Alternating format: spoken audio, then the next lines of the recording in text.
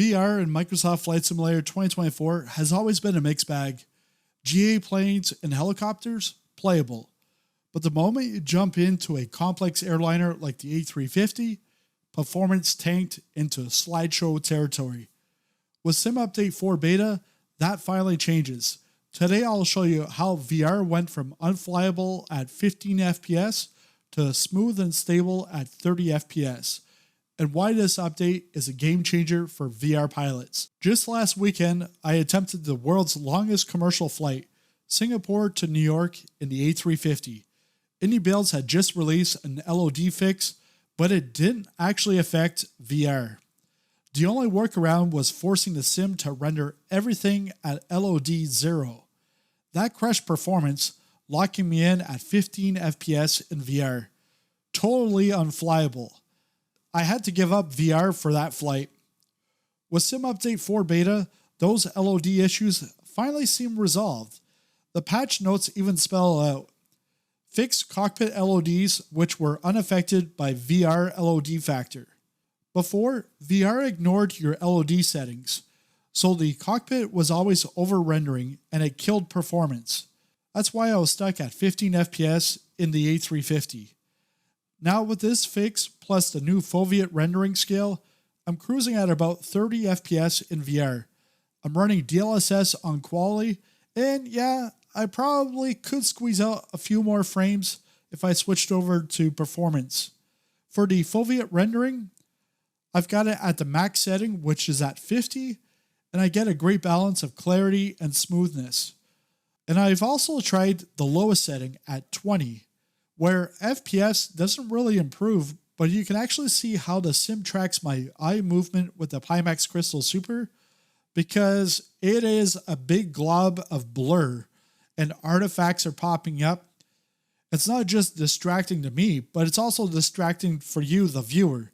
So for now, the sweet spot is 50, but the big picture, this is the first time VR in a complex airliner feels playable. Another big win is the VR mirror.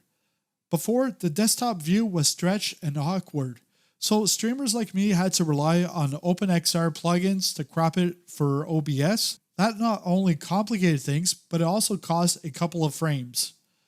Now SU4 Beta outputs a proper 16:9 crop, stream ready right out of the box. No plugins, no hacks, no wasted frames.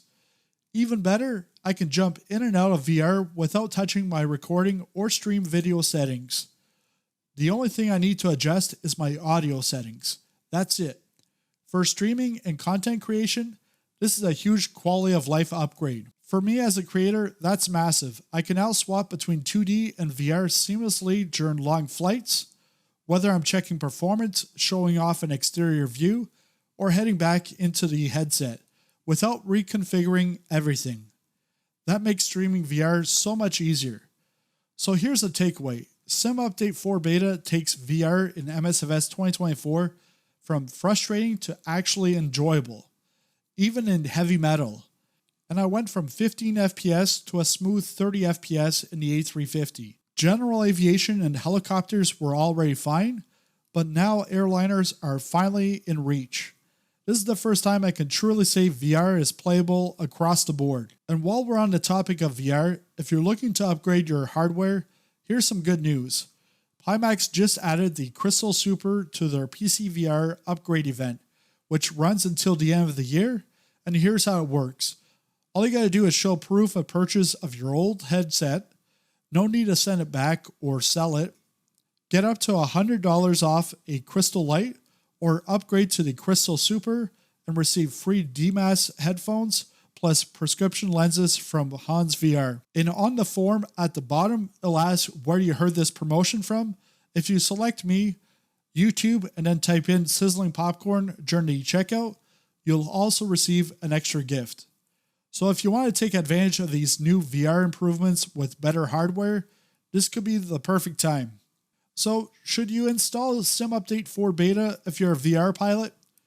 If you struggled in airliners, the answer is yes. It's a game changer. Just remember, it's still a beta, so expect the occasional rough edge. Now I want to hear from you. Have airliners finally become playable in VR for you? What headset are you using? And what FPS are you seeing in Sim Update 4 beta? Share your results below so the community can compare. And if you want to join the beta yourself, watch this video next where I show you exactly how to get it.